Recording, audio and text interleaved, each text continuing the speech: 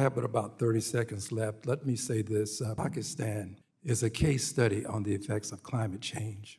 As you know, Pakistan has suffered greatly from the flood that took place beginning in June of 2022.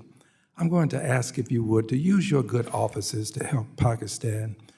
It clearly is in dire need of some aid from the IMF and the World Bank as well.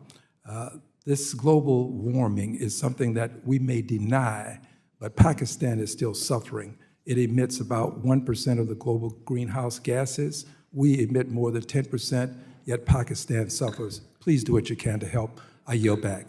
We're supportive of the IMF's work in Pakistan, and there is a program that is helping them deal with the devastation from the floods and their pre-existing fiscal and monetary problems, and we're certainly supportive of the IMF's work there.